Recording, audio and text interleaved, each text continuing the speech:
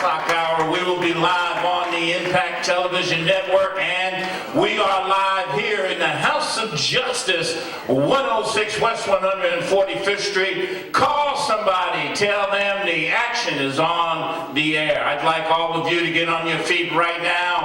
Give a big hand to the president and founder of the National Action Network, the Reverend Dr. Al Sharpton. No justice, no peace. No justice, no peace. No justice, no peace. No justice, no peace. What do we want? Justice. What do we want? Justice. What do we want? Justice. When do we want it? Now. When do we want it? Now. When do we want it? Now. Hug the person next to you, tell them you love them.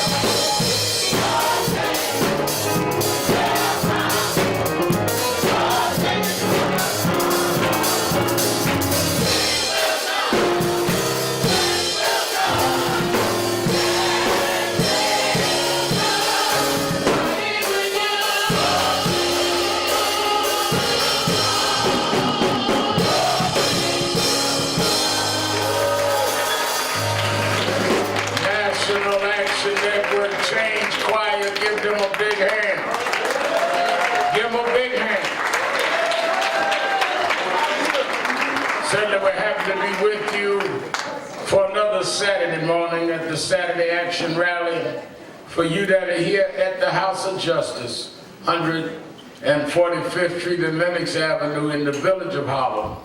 And for you that are listening live on 1190 WLIB AM in New York, and you watching on live stream at www.nationalactionnetwork.net, and in 7 minutes we will be live on the Impact Network. We are happy to have you with us again to give our weekly report on where the action is. Give a hand to our presiding attorney, Michael Hardy, our musical director, Brother Brevon Neal, and certainly our inspirational message today, who really gave us a great message, and he won't be here for another 5 years because of that. I told him to behave. He started tuning up. He don't know I used to travel sometime with James Brown. And when the opening act, Reverend Carter, got too good, James Brown would have him just cut the mic off. So I said to back Reverend Jackson, you start tuning up, I'll start looking for how we cut this mic off. Because we do have a second hour. Give a hand, Reverend Joe Cox.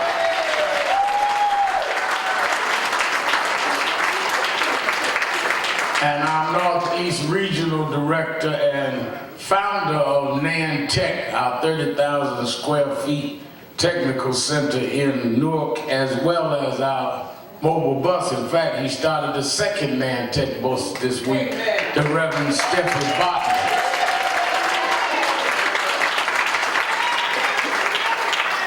Reverend Barton has really got our tech center going, about 400 seniors and young people coming every afternoon, learning how to use the technical skills necessary to survive.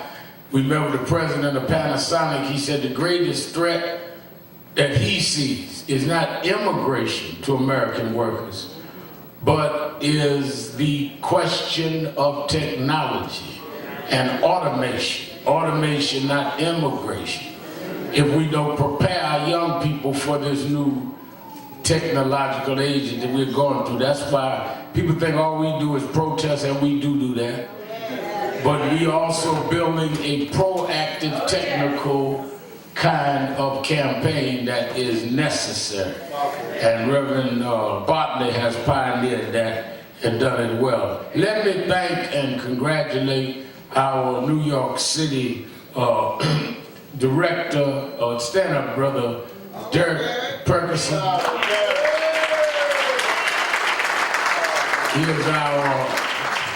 He's our field director here in New York. He and the Bronx chapter and William Allen, our Christ director, and all went and led the protest yesterday around these fashion designers that have come with these offensive blackface and other racial characterized images, nooses and all. And they marched down Fifth Avenue yesterday, and they went from the Burberrys to Gucci.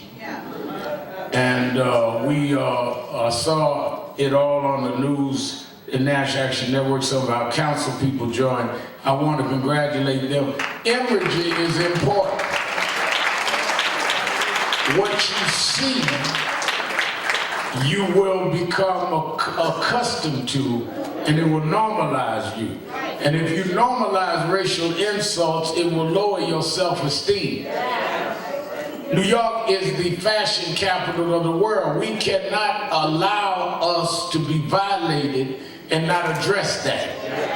And that is why when they wanted to step out and do that, I told them that was absolutely right, and I wanted to acknowledge that they do that, and they did it well, and will continue to do that. I will be raising that issue on my MSNBC show today, on where there is some positive moves toward diversity. It will not happen without continued pressure.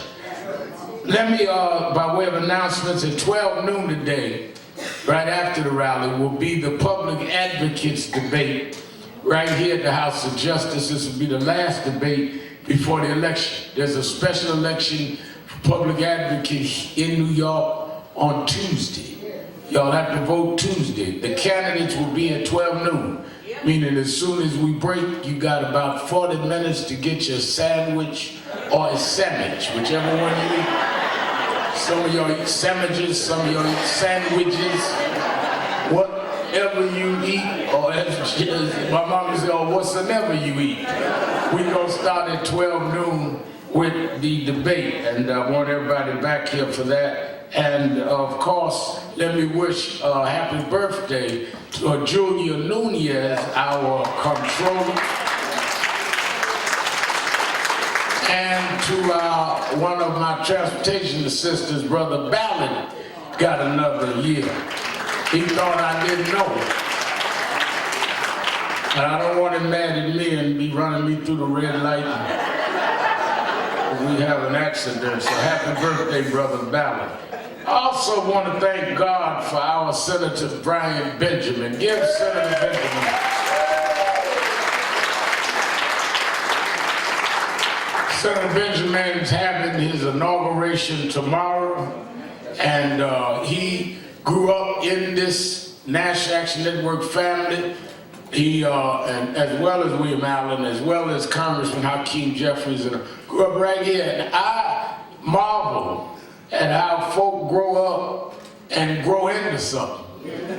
And then others grow and don't grow into anything and get mad at those that do. worry about those that mad at you, just keep growing.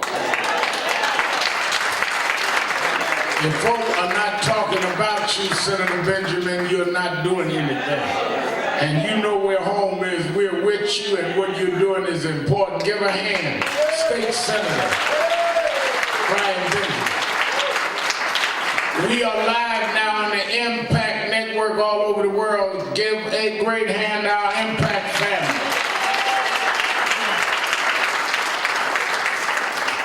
Let me say that I want to emphasize that April 3rd through the 6th is our National Action Network Convention.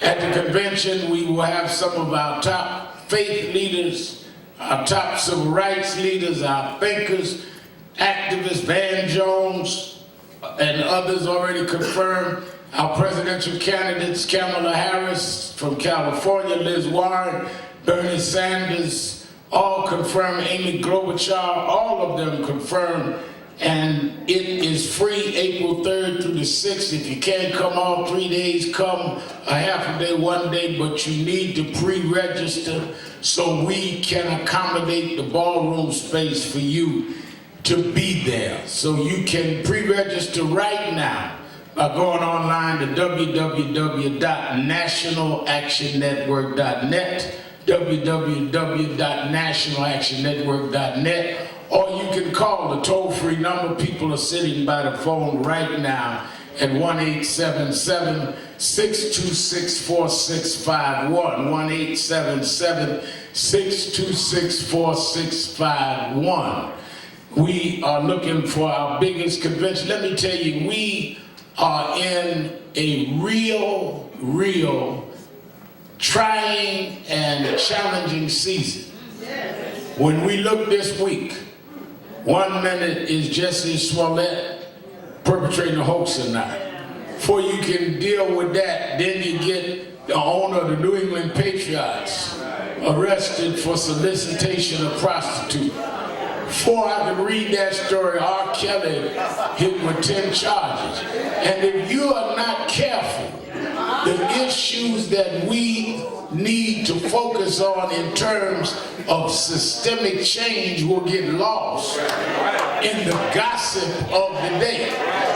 I'm not minimizing the impact of any of that, but I'm saying that at the same time that we want the criminal justice system to be in those cases, we still must concentrate on our reforming the criminal justice system and healthcare and other things. Keep your eye on the prize. Senator Harris came and had lunch with me at Sylvia's this week, and we talked about that. And many of you saw it on the news, and we talked about criminal justice, voting rights, as well as her plan around health care. As soon as we walked out, all the press outside. Did y'all talk about Jesse Smollett? No, we talked about voting rights and criminal justice. She running for president, not the 5 o'clock news gossip part. Now, if Jesse Smollett did a hoax, he ought to be held accountable. Let's be clear. If he didn't, they ought to be held accountable. We ain't ducking that issue. But don't decide how we gonna deal with what we deal with. I'll make no excuses for anybody, right or wrong. We have to have the moral courage to stand up. But we have an agenda. And it's not one to react, it's to act. That's why a lot of y'all, the Twitter junkies, just sit around reading tweets and then decide. Don't side my stuff. I tweet, but I don't read your tweet back.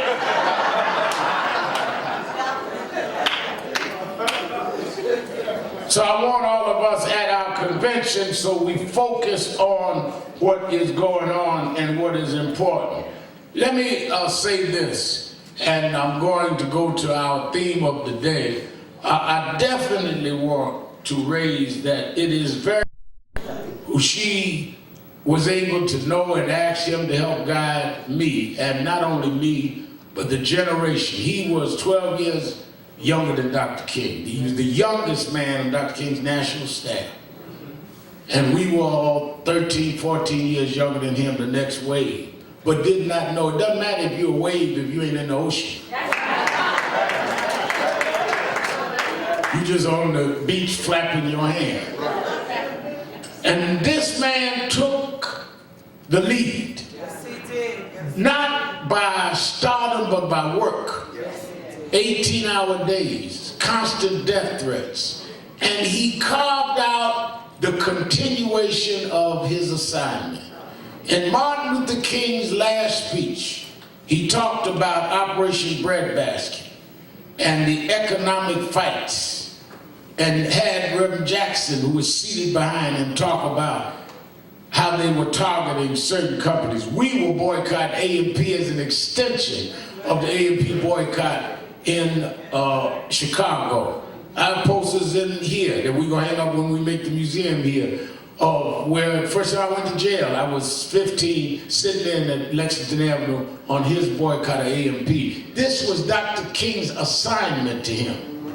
For you, Reverend Joe Carter, that believe spiritually, you that got the spooky religion I grew up with.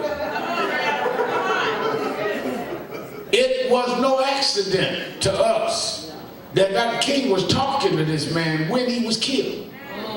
Some things happen, doctor, that you don't plan. It's something that God sends message. That's why only Daniel could read the handwriting. Some of y'all see stuff but don't understand what you're looking at. This man led us all into the economic fight and gave hope to us that though King was dead, the dream was still alive. Well, why was he important? He began to change the corporate relationship with our community. He began to empower us politically. He sent us, I was a teenager, over to Newark, Stephen Bartlett, to help campaign for Ken Gibson with Imam Omir Baraka, whose son now is the mayor of Newark. So whether it was political empowerment that led to Barack Obama, whether it was economic empowerment that led to black billionaires, whether it was civil rights, it is Jesse Lewis Jackson that kept that movement going and pushed it forward. So this is not about a back in the day black history. This is present day, right now, black history in real time.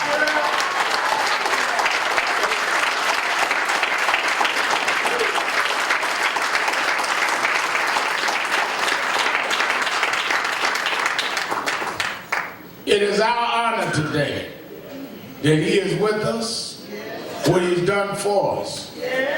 He has been my mentor since I was 12 years old. And we have spent over 50 years together. And he is a hard taskmaster. We argue with him doing most of the talking. I get mad, come back, but I've learned that only fire can bend iron, and he will fire you up. Some of y'all like people to cuddle you. Some of the time you need somebody to choke you. And he's done that for me and many others. And I'm glad that as I've seen President Obama and others continue the political route, Cory Booker and Kamala Harris, that we've tried to, and NAN, continue the civil rights route of him. We are all branches on a tree that he kept going with Rainbow Push. The political side with his son, who made legislation that really stands out. Many of y'all saw him on the show 2 weeks ago, and he and Ms. Jackson gonna bring the book to our convention. So I'm proud today that when we started the House of Justice, it was him, Reverend Jackson, that came and cut the ribbon that night with Mayor Dinkins and named it the House of Justice. He named this the House of Justice. And it is a name that we've lived up to. Sean Bell's mother's here this morning. Eric Garner's mother's here this morning. One of the 5 young men falsely accused in Central Park that Donald Trump took as and said they should be executed. This young man did 14 years in jail for a crime he didn't commit. When he got out after DNA proved they were innocent, they wouldn't give him a job. So he worked here for 4 years. He's here this morning, Carrie Weiss from the Central Park 5. And he worked in the House of Justice because we are on our assignment from Reverend Jesse Lewis Jackson. I bring you the standard bearer, our leader, our mentor, Black history on 2 feet. I don't care who you get, they can't match him, and they cannot compete with his legacy. We are part of that House of Justice National Action Network, the Reverend Jesse Lewis Jackson.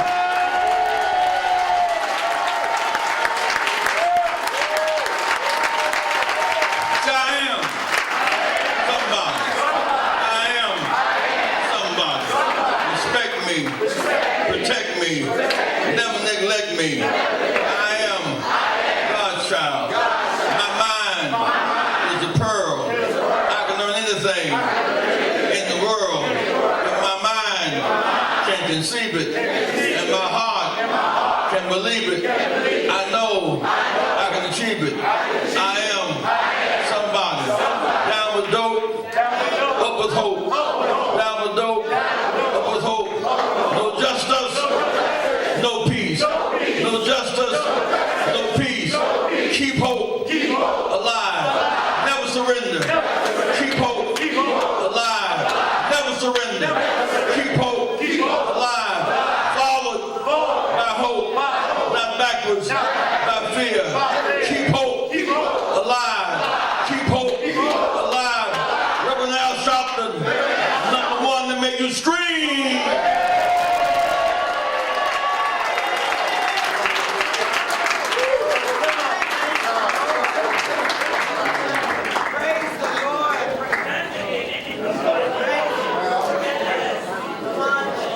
Delighted to be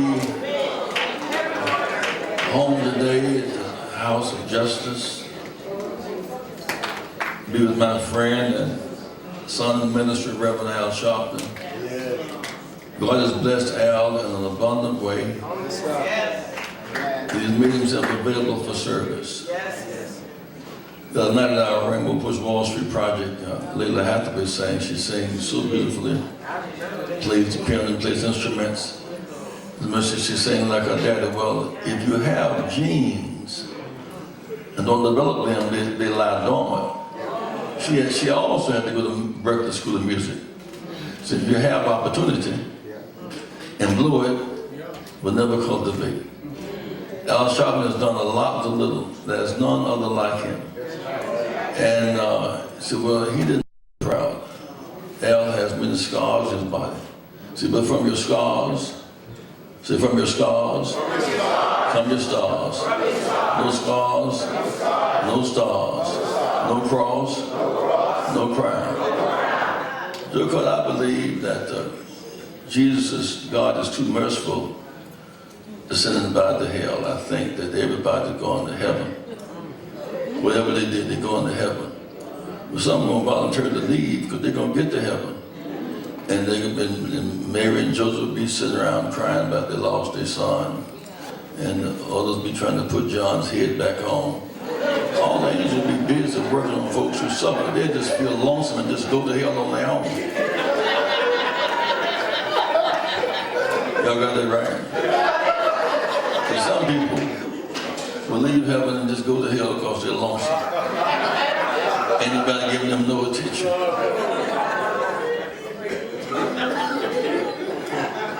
Al Sharpton, we appreciate you. Don't take Al Sharpton for granted. Because he's available to you. People like Al don't come like bunches in grapes. They're rare like pearls. And when you have a pearl before you act like a pearl, hogs don't distinguish between corn husk and pearls. They're hogs. Don't distinguish between corn husk and pearls. If I don't appreciate Al Sharpton, I got some hog in me.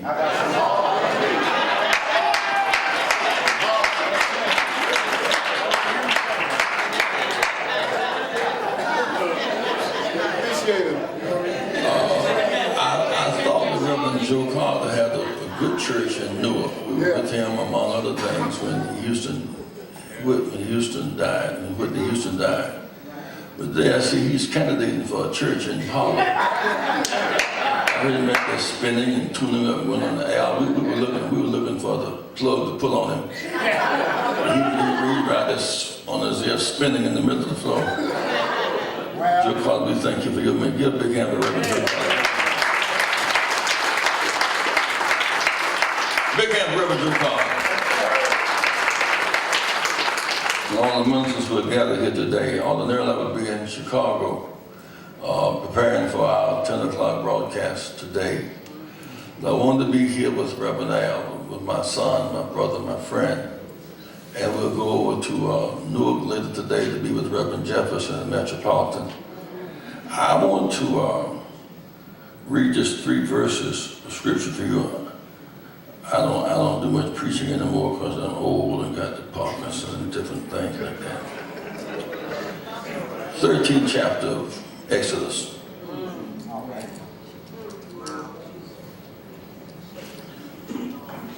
Saying the Lord spake unto Moses, saying, sanctify unto me all the firstborn, whatsoever openeth the womb among the children of Israel, both of man and of beast. Repeat, saying, Moses said unto the people, remember this day.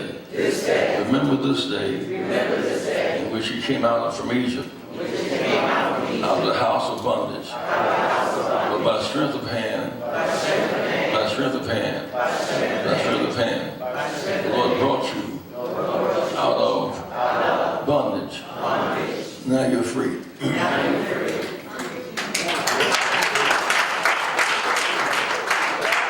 In some sense, the Jewish religion is built around this verse. Either they were in bondage for 400 years, as we've been in bondage here for 400 years. Every now and then you should stop and count the cost. There are some things, some days and moments to be measured. As remember, when I was a little boy growing up in South Carolina, we finally became middle class in 1956. We moved up to the projects. We got us in 1948 Hudson. Had our own self car. We had in the project, didn't have no more, had our own key, had our own mailbox, indoor bathroom and so forth. We became middle class that year. So on Sunday afternoon, we would go out to just drive around to see stuff, had our own car. And we'd go down to the river bridge, look at pictures in the window.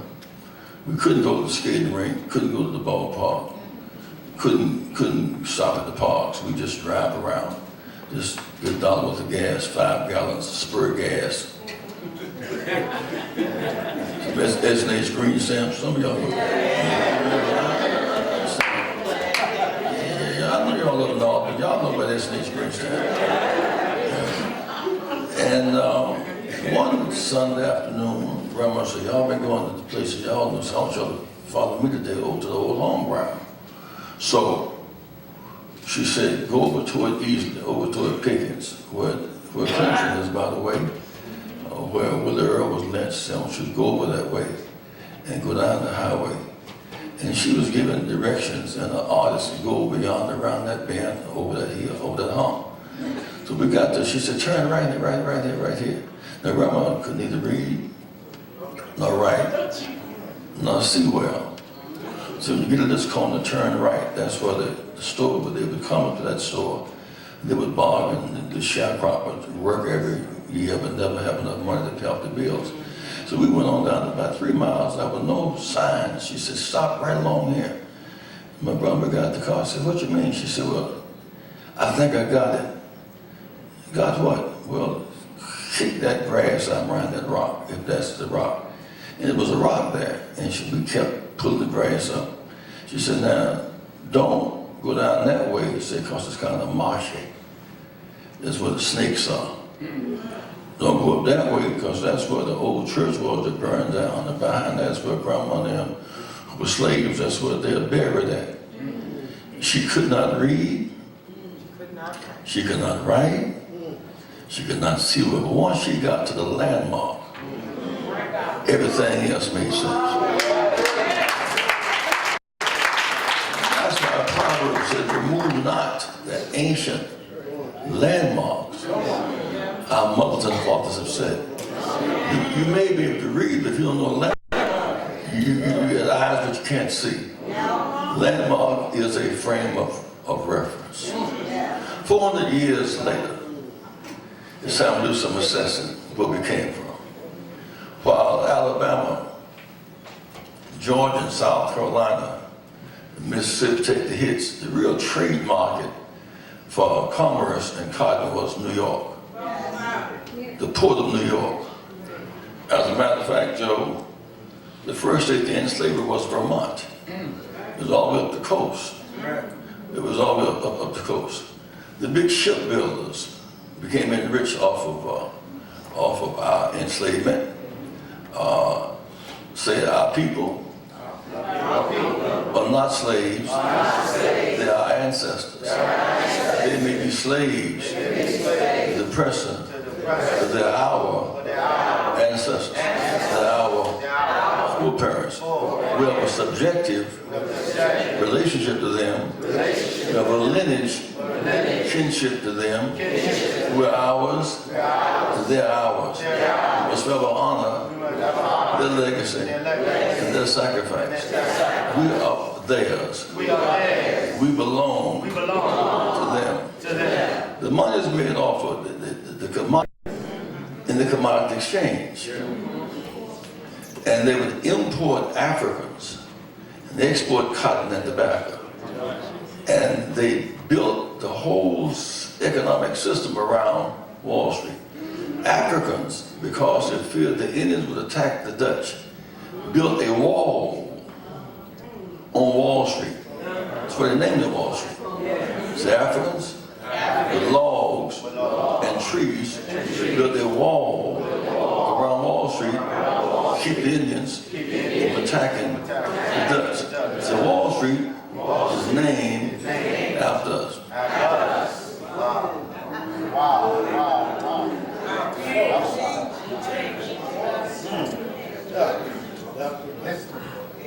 There's a burial ground on Wall Street, which we should all visit. Those are our foreparents. The first African church was on Wall Street. There's a statue that the Arabs get that.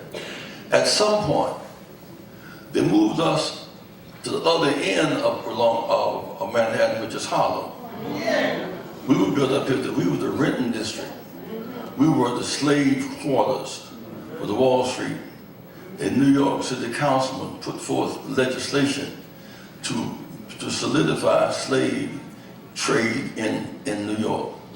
Before that was Central Park, from Wall Street to Harlem, there were just trees. When we stood up on the other side, we would say we are on the same island as Manhattan. Manhattan, Harlem, Wall Street, on the same island. Harlem is right down the road from Wall Street. Now it's interesting that most of our leaders who argued different cases never quite got to marching on Wall Street. Because we deal in stages of our state. The first stage of our struggle, which is the first stage of our struggle, was to end legal slavery. Nothing else mattered to end legal slavery. There was an abolition movement around the world to end legal slavery. The second movement was to end Jim Crow. Jim Crow was more violent than slavery. When slavery, they need to preserve us, make other little slaves. But in Jim Crow, 5,000 were lynched to drive us from voting. Most of us came to Philadelphia and Newark and New York, not as immigrants, but as refugees driven out the South. We were the majority in several southern states. South Carolina alone had 8 black congressmen. They drove us out the South. We didn't come north voluntarily. We were driven out by fear. So the third stage is access to voting. We've been here 346 years before we got the right to vote. Now we're in the fourth stage of our struggle. Bear with me, fourth stage, access to capital, industry, technology, and deal flow. You can be out of slavery, out of Jim Crow, have the right to vote, and be free, but starve to death until you get access to capital and industry and deal flow. You catch the airplane, fly from here to Chicago, stop by way of Indianapolis, Memphis, Nashville, LA, you will not see a single building that's on the skyline for African Americans. Not in New York, skyline. That's theirs. That's where you live. It's not y'all's. It's theirs. Nothing is wrong with us. Something is wrong with the system. Right. Today, an African American male or female cannot get on collateral with the whites and get on an idea. White man is on the corner and say, you know, I see about 1,000 cars pass here every 5 hours. I think we should build a hotel. He's going to get the money on the idea of traffic. You cannot get money on the collateral put up for the hotel. So many of our freedom allies are not our equality allies. Right. Freedom is to end humiliation. Right. Equality is to get your share of economic and political power. Right. Let me back up a minute. How many of you remember your grandmothers or grandparents? Raise your hand. Hands down. Remember your great-grandparents? Great-great. Great-great-great. That's 5 generations. In the book of Matthew, Joe, the first chapter, I didn't understand it for a long time. It's 42 generations from Jesus to David. Jesus was from the household of David. He could quote David, his 42nd grandparent, that used to quote your grandparents. So from David to Jesus, it's 1,000 years, 42 generations. David to Moses was 2,000 years. Now, why is it important, y'all? If you don't appreciate the depth and breadth of our struggle, then you will be like a hog looking at turtles falling corners. So we must know our struggle, its history, put light in darkness. After 244 years, work without wages. Now remind you, Declaration of Independence came in 1776. So we had been enslaved for 157 years under slaveocracy. When it was written. So many wives said, 250-year celebration. So we had been in America 157 years slaveocracy. Why are we so light-skinned?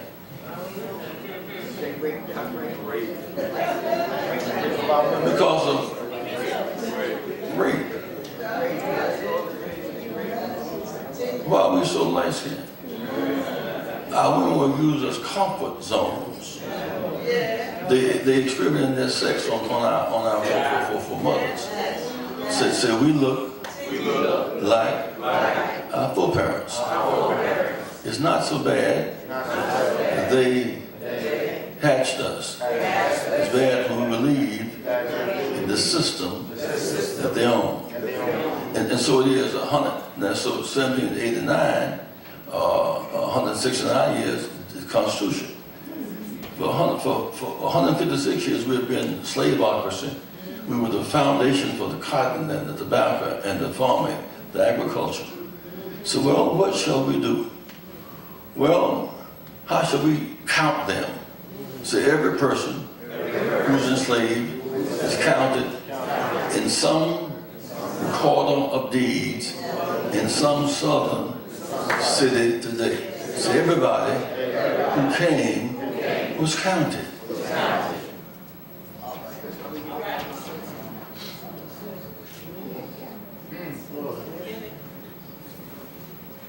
Because they named us 3/5 human to alter the tax burden. See, we went from no status to 3/5 status. And around 1861, the South wanted to break away and form another country. I'm going to try to hop and skip through some of the history there. I think it's important. And said that Lincoln said, if y'all don't come and rejoin the Union, I'm going to free them. I'm going to free the supply line for the Confederates. Right. I'm going to free those who pick your cotton. Yeah. And we're going to, they want to join Britain and France because cotton was then what Silicon Valley is today. We're going to have a new nation. They had their own capital, their own currency, Confederate money. They had their own newspapers, their own armies. And the South was winning the war. So the Southern farmers beating the Northern industrialists. They got as far north as Antietam, Maryland. As far north as Gettysburg. With the headquarters from Montgomery to Richmond. They're about to encircle the White House. When Lincoln said, Lincoln freed us, and we saved Lincoln. If we had not saved Lincoln, he couldn't have freed us. We saved the Union. We saved the Union. We saved Lincoln. If we had not saved Lincoln and the Union, today we would be speaking French. And July 4th would be the shot from Sumter, South Carolina. So we saved the Union. We saved Lincoln. Lincoln freed us. Now let's go a step further. Y'all don't mind me walking with this dude, man. Because when that happened, if we had lost that war, it would have been the 13th Amendment. Would have been the 14th Amendment. Would have been the 15th Amendment.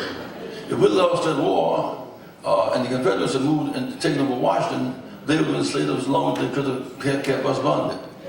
When we joined the Union Army and shifted the balance of power, we then saved the Union. We saved Lincoln with our military might by stopping producing cotton and supply lines.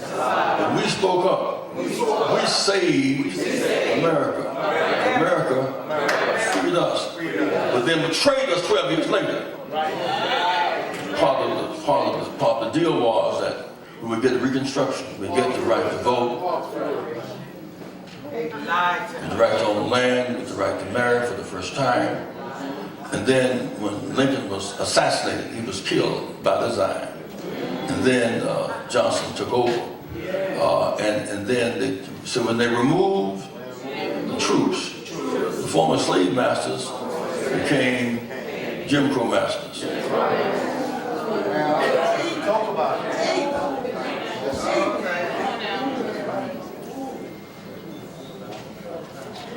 You got to go to Montgomery to see the new slave museum. It's the most meaningful one.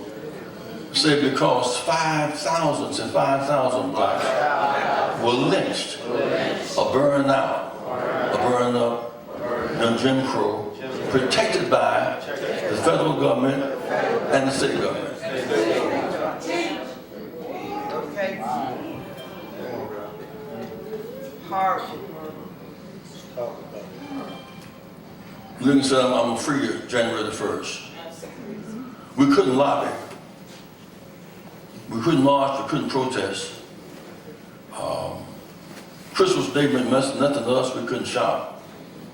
We had no money, illegal to make money, couldn't leave the plantation. So all roads led to December 31st.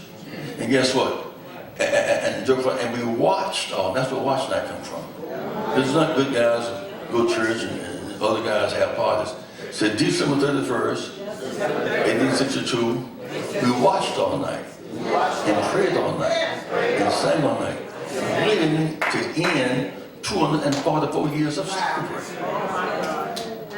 Watch is a sacred. Watch night is the day that God put his mighty hand in bondage and saved us. We have a liberation day too. And the Bible says, remember this day. Remember this day when God put his hand and took you out of bondage. Remember 1863. So January 1st, not the Ham Hock Day, not Black Eyed Pea Day, it's not Ballman Day.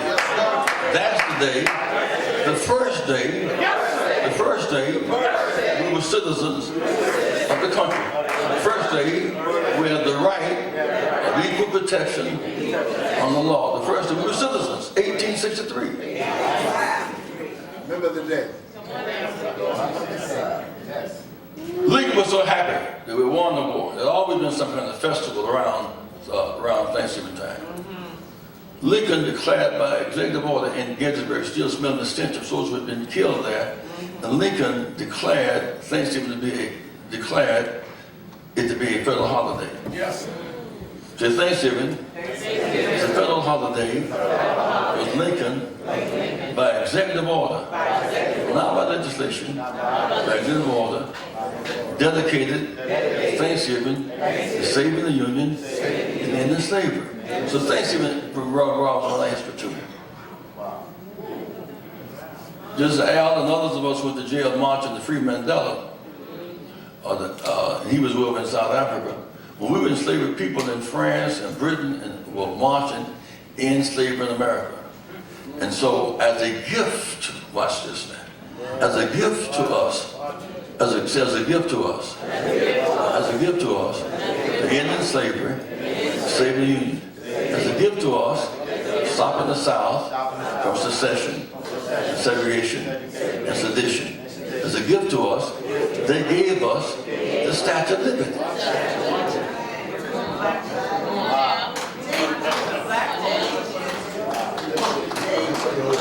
On the same river today, there's the Statue of Liberty about so high. And we made it the biggest. The Statue of Liberty was not designed to welcome Europeans to America. It was a congratulatory gift from the French abolitionists for our freedom.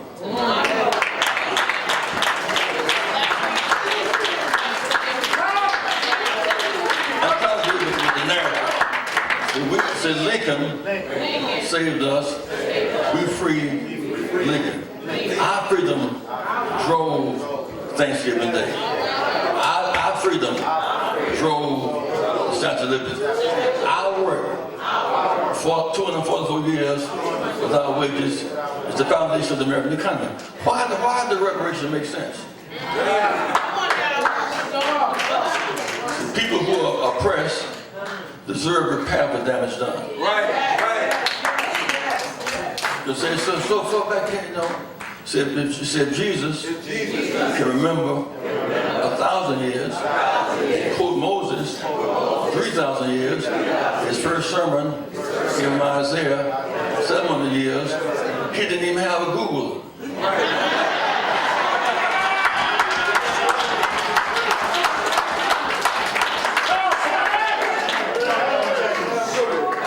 Jesus allowed Google and Facebook and Amazon to remember 700 years for Isaiah, 1,000 years for David, 3,000 years for Moses. Surely we can figure out 400 years.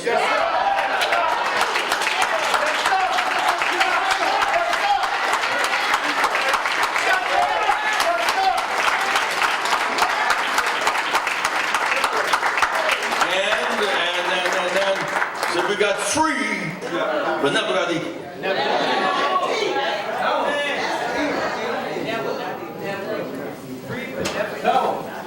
Never equal. And we treat each other so mean.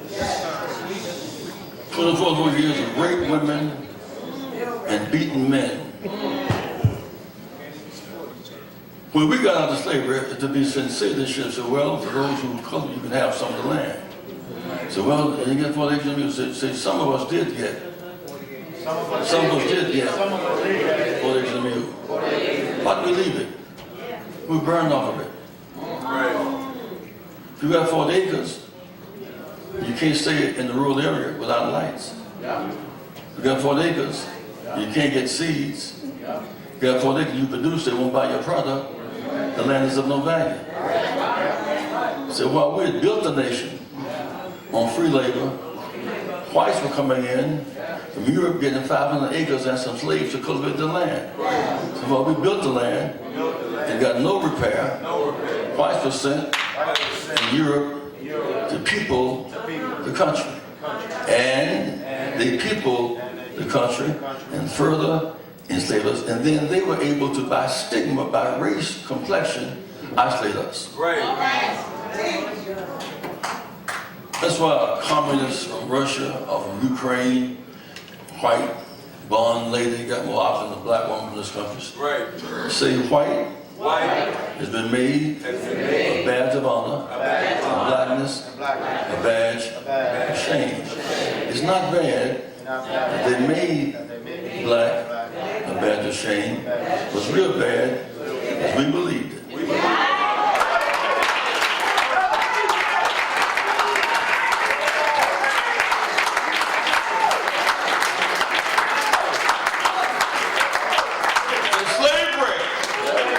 It's not so bad, but to adjust to it is the problem. Al says no justice, no peace. He said, don't adjust. When you're in a hole, you do 3 things. You either adjust, or you resent, or you resist. So when you're in a hole, a deep hole, if it's dark, don't go further, only gets darker. If you're in a hole, don't look for a shovel, look for a rope.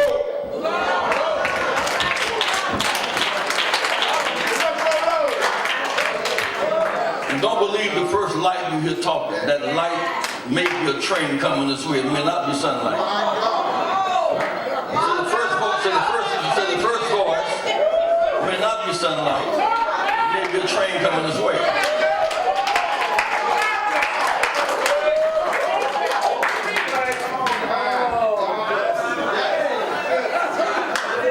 The slavery, the worst of slavery, is to adjust to it. Now, if you begin to deal with measurements, you can then begin to see measure progress. We pick cotton balls, make the country rich. Now, Ohio State and Clemson and Alabama, they pick footballs. They pick basketballs. So picking cotton was not so bad. We could not grow the cotton on the land, sack it, build it, turn the textile to New York Harbor, and sell it. We were locked on the bottom. And if you play for Ohio State, you're all American, you sell your jersey, you get kicked out of school.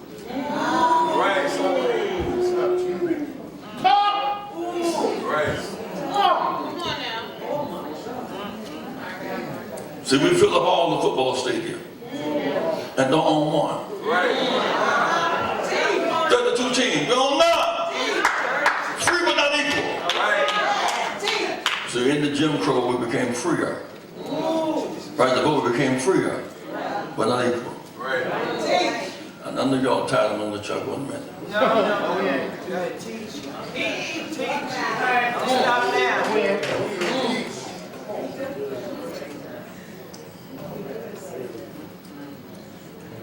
Remember this day. Yes. So in many ways, taking on 157 years before the Constitution has meaning for us. Why won't the slave master celebrate it? Because it's not his to celebrate. He lost that day. Wow. And no such thing as black history.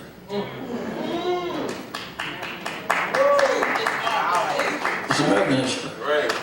The American history is made up of the raped and the rapists. Base black, treble yellow, talk smooth, sang mellow. So there's the one history. Masters and the enslaved. See, masters and enslaved. The same history. Our skin colors are evidence. Same history. Same people.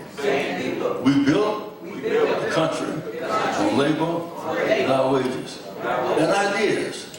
Now, look, watch this. What's amazing me about how God has blessed us to keep on fighting back. You know, when they said we were inferior, they taught at Columbia we were inferior, at Harvard, Princeton, Yale, we were inferior. And Jack Johnson, when he fought Tommy Burns and Jeffries, he won the fight. There was a race riots all over the country. He began to break the backbone of the science of racism. That's why Ali's hero was not Joe Louis, it was Jack Johnson. Because Jack Johnson, he defeated Tommy Burns and Jeffries. He defeated the myth, the whites was the black strong, but whites can think. He outthought him and outthought him. And then was bold, and then was from Beaumont, Texas. Bold enough to marry one of the master's daughter. He went across the state line with the woman he was going to marry. They accused him of taking children across the state border. So the white woman, Jack Johnson, took across the border. He married her.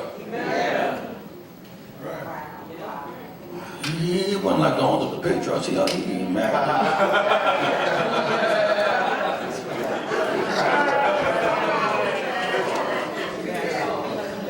And it took Trump to pardon him. We couldn't get him pardoned until last year. Nobody would touch it. Say, he's a gangster. Say, cross him. His point was he wanted to punish her daddy. Big black man married a white woman, punished her daddy. Y'all kiss him. Can I go a step further? Yes.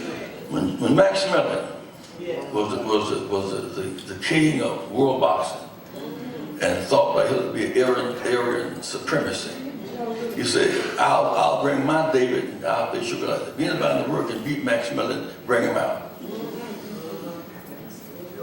America looked at its white stock. Europe looked at its white stock. Only one man on earth could beat Max Mellon. Joe Louis. 1 minute 12 seconds, the first round, broke his ribs. When Jackie Robinson broke into baseball, segregation was legal. So Rosa Parks sat in 1955 on the front of the bus. Jackie Robinson sat in on the front of the bus 1941. The military base, Jack Robinson was the back of the bus. See, Jack Robinson was court-martialed. He's at the back with his teammates putting them against him. On the back side, in the dugout, they put Black Castle dugout over in Brooklyn, New York. Or on the river where the slaves, masters dropped the ships. Can you imagine that when he was hit by they never cleared the dugout to come to his defense?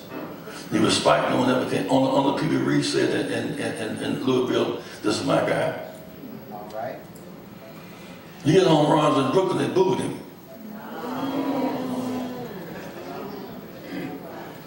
They booed success. Yes. The contradiction. Yes. So Jackie broke into the white baseball league. There were 3 leagues. Black League, Caribbean, Latin American League, and White League. They called theirs major. So major was a label. That was not the fact. So Jack Robinson, Larry Dover, Campanella, Don Newcomb, who died this week, when they broke into baseball, none of them was on the bench as apprentices. They came in as all-stars. There were 3 leagues. Black League, the Newark Eagles, Larry Dover. Black League, White League, Latin American League. I don't want to get on y'all's nerve with this kind of message. Jackie broke in. Then this side said, well, the owners own the players. What Dodgers did to get up for so long, the owners own the players. So they want to sell them a fire. They own the players. Kurt Floyd said, no, no, no, no. You can't sell me. Kurt Floyd went to the 13th Amendment and said he won a lawsuit and made it illegal to sell players. They were not slaves. He didn't play baseball no more, but guess what? Every player today, say football, basketball, football, basketball, baseball, around the world got free agents because of Kurt Floyd. You cannot buy and sell people. 13th Amendment. All the players who come out of college, one and go to Kentucky, Louisville, and play 1 year, and they go out of high school straight to pros. They had a law. You couldn't play until your college class graduated. You couldn't play 1 year and quit. You had to play 4 years, or remain eligible 4 years. And so Spencer Haywood, after summer, he said, I have a right to work. So I need my money. And they blackballed him or whiteballed him out of the Hall of Fame for 10 to 20 years. So Spencer Haywood is the reason why, talk to me, says Spencer Haywood is the reason why athletes can play before their college class graduates. Kurt Floyd is the reason why you get free agency and get paid according to your market value. Kurt Floyd is the reason why you're not owned.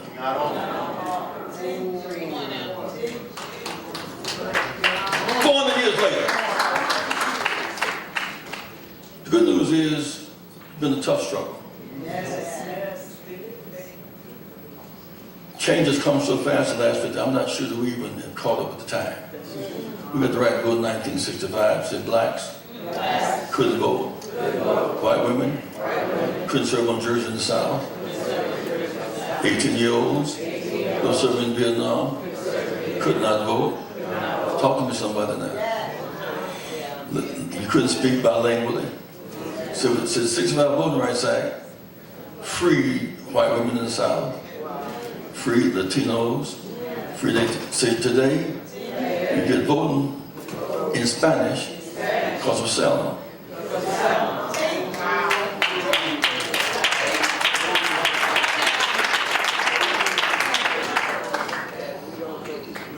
So to know yourself, give you some esteem. Now look at Trump. I see Trump, I don't see champ. They said, well, you know, blacks can't get on board with directors. Blacks are not smart enough to be on board with directors. The Vegas mentions, why they're $22 trillion in debt? So the reason why people run $22 trillion in debt because they make their own money. With a bitch on it.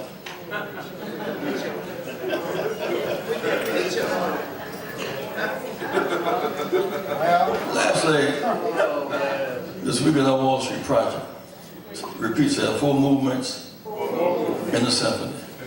First movement, end slavery. You need to study that. Second movement, end Jim Crow. Third movement, right to vote. Fourth movement is Wall Street.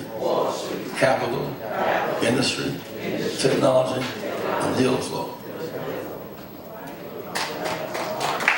What does nationalism against these odds? When Maxine Waters, who's now chair of the finance committee, when she speaks, Wall Street banks have to. So Maxine Waters has subpoena power over banks on Wall Street. She has the power to let them reveal the records and find out the plight of our people. 400 years later. When my daughter Santita was born, my grandma took out 25 cents a week education insurance policy for her. And she took it out on New York Life. I found it 2 years ago. 25 cents a week insurance policy. Then say if I make $100 and spend $105, deficit spending. If I make $1 million and spend $1,000,001 in the hole, I should always spend more, spend less than I have, and vote all I can. Spend less than you have and vote all you can. If you spend more than you have and vote less than you can, that's suicide. See, if I vote less than I have and spend what I don't have, that's suicide. Remember one time I let you go, my grandma, she wanted to buy my brother and I some clothes one Christmas. She didn't have any money. Of course, so she borrowed $11 and had to pay $33 back. And so she paid the money off, $1 a month, something like that. A group of women who could neither read nor write formed the Woodland Workers Club. They'd meet every Monday night at somebody's house, and they'd cook a little cake, churn the ice cream, and they'd save 25 cents a week, 50, sometimes $1 had a good week. Next thing, they paid $30, $35 in the savings club. They spent less than they made, and they fought all they could.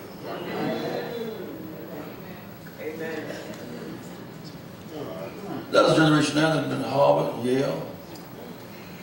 They ain't been to a Harvard Bank in Harlem. Wow. They ain't been to Independence Bank. They ain't been to North Carolina Mutual. They're looking for a job, not looking for ownership. On this note, I leave you today, my brothers and my sisters.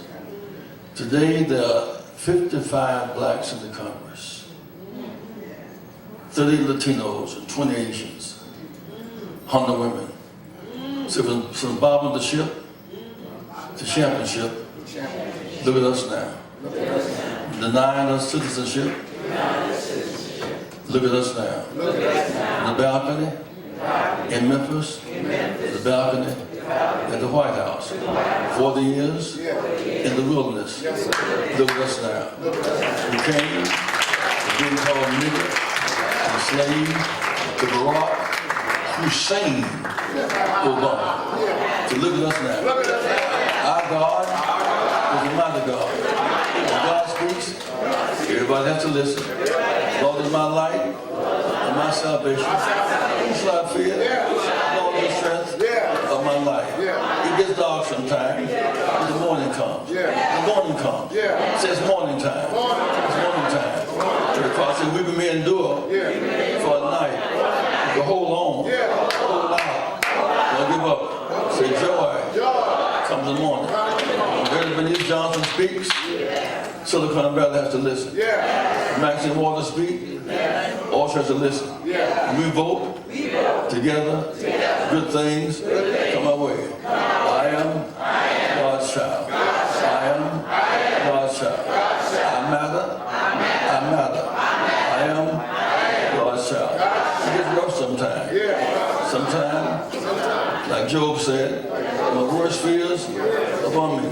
But I know that my Redeemer lives. And he lives in my soul. It gets dangerous sometimes. And I was stabbed in the chest one day. I went to see him in the hospital in New Jersey. Said, but guess what? Yea, though I walk through valleys and shadows of death, I fear no evil. Thou art with me. There's power in thou. Thou makes the sun shine. Thou makes the grass grow. Thou makes the water grow. There's power in thou. There's power in thou. There's power in thou.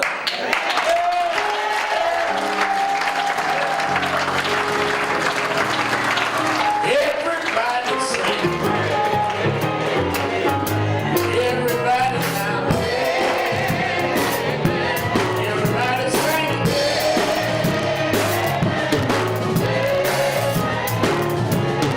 Sing it like you mean it. Sing it like you mean it. Sing it like you mean it.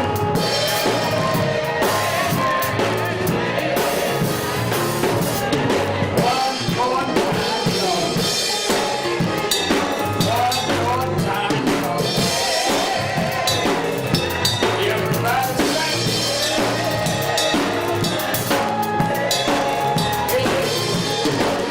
I'm gonna open the doors of the movement. There may be someone here today that never joined National Action Network on this day. But you heard this historic message from Reverend Jesse Jackson. There could not be a better day for you to come forward, and we sign you into National Action Network. Come on, everybody now. Everybody sing. Everybody sing.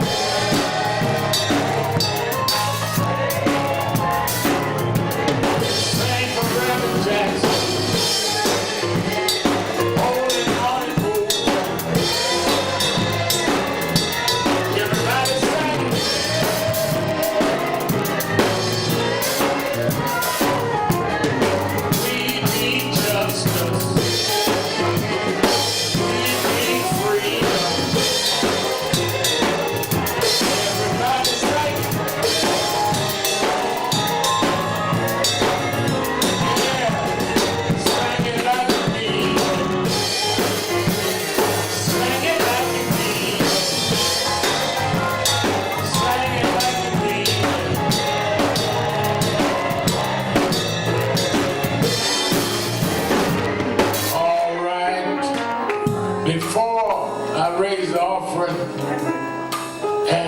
Before Reverend Jackson takes his breath, didn't he speak this morning? I know we gonna have the public advocate candidates in about 45 minutes, but as I said, Reverend Jackson named the House of Justice. And one of the things that I wanted to do today that's special to me, I take privilege, is that, as you know, Dominique and Marcus had my first grandchild. And he never has been to the House of Justice, just a few weeks old. He came today the first time to see Jesse Jackson.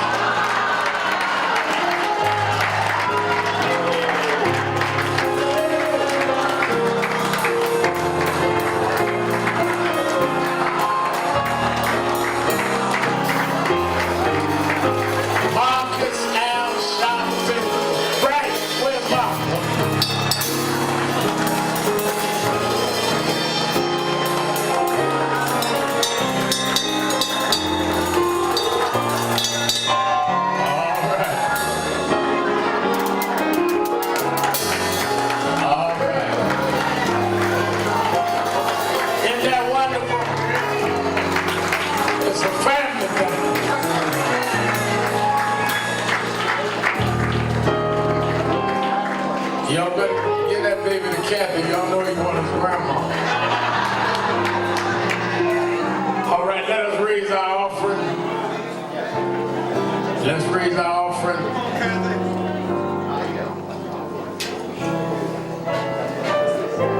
I need everybody that can move quickly.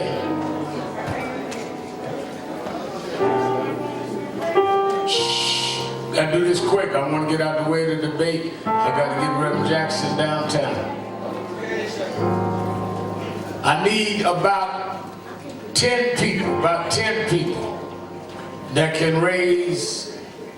I need 10 people I need to raise. I need about 10 people to give $100 or more. Come quickly. Come quickly. Don't make me beg in front of Reverend Jackson. Come on. Winston Gilchrist, $100. Every 100 black men. Brother Stevie Bartlett, $100. Reverend Joe Carter, $100. Lord Dardell, $100. Trinity Smelkin, $100. That's Brother Carter from 100 Black Men, $100. Guardians, $100.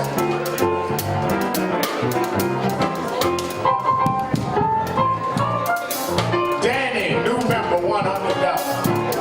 All right, I got my 10. Give me some 50s, 50, 50, 50. Come on. Wait a minute. There was 100 coming. Don't cut me short. Come on. That's right. Education department, $100.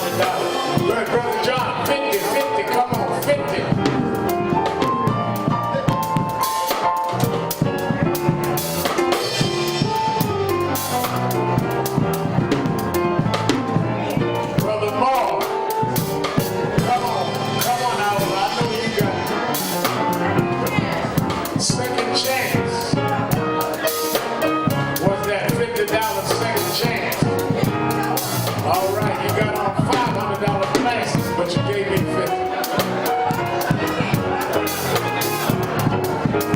Welcome committee, 50. Brother Hardwell, 50. Sister Jennifer, now on our staff, thank you. 20s, 20s, 20s.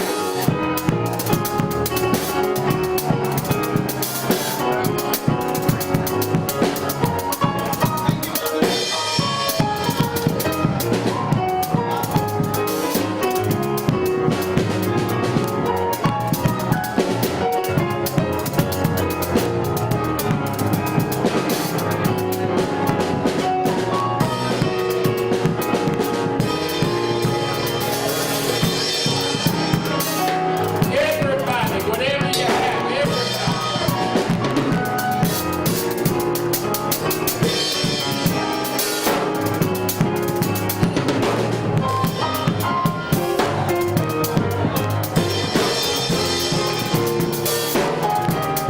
Everybody.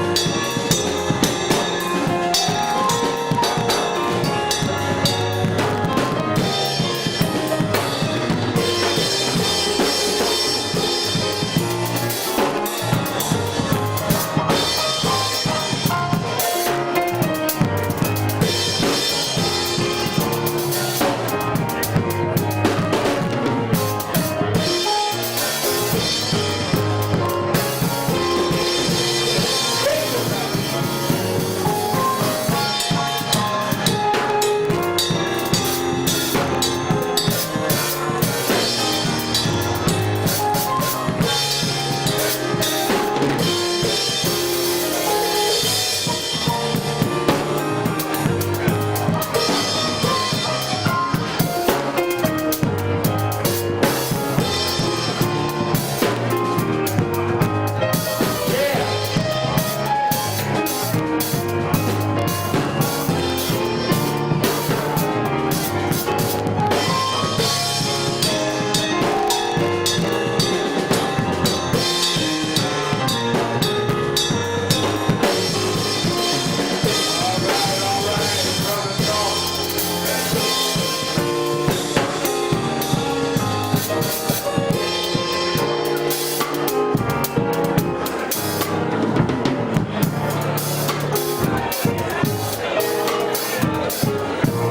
All right. All right. Moving quickly.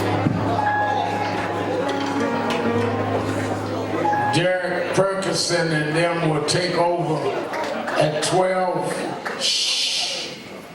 I'm gonna take in the new members, and I'm gonna let Reverend Jackson get on downtown so he hit the north. So we're not gonna have him shaking hands. You're not gonna wear him out. He got a whole day. Don't ask to see my grandson. Elvis has left the building. Y'all ain't gonna wear out Jackson, and y'all ain't gonna wear out my grandson. And y'all know I got to do my show this evening, so y'all sure ain't gonna wear me out. I gotta act like. But we gonna dismiss together. Let us bring on our new members: Elder Myra Cox, Christine Fripp, Earl Williams, James Sanders. Come forward. Give them a hand as they come. Give them a hand.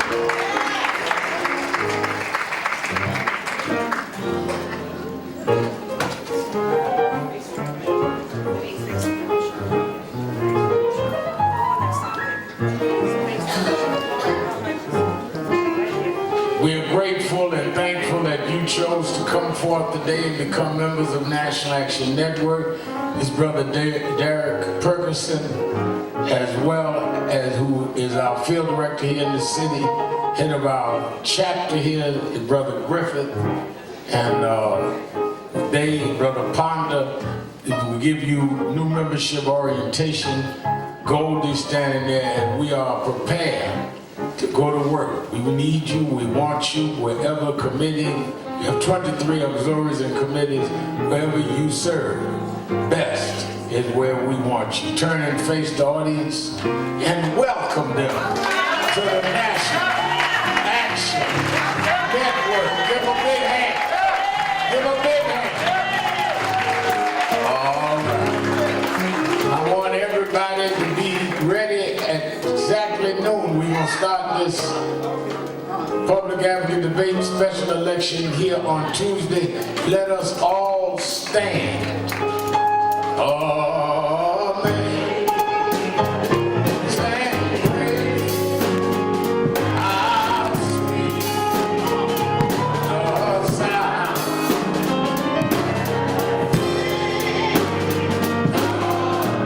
The grace I was lost.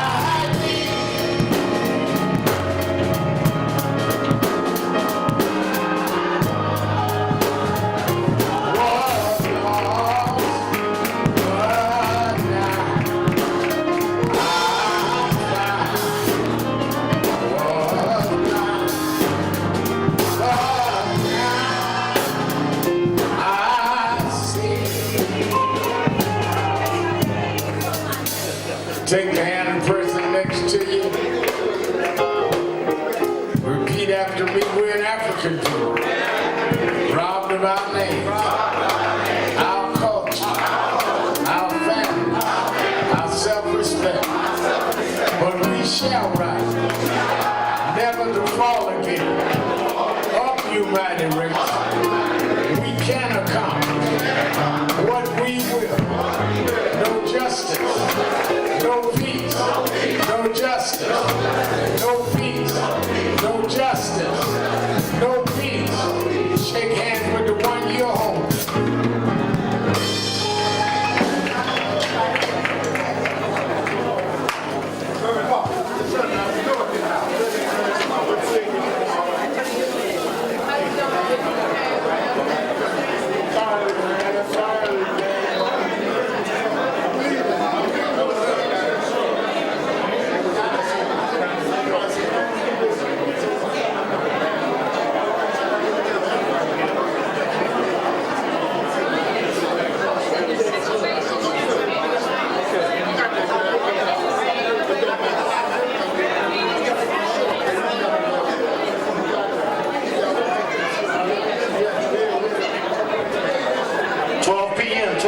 Public Advocate debate, sharp, 12 p.m. sharp.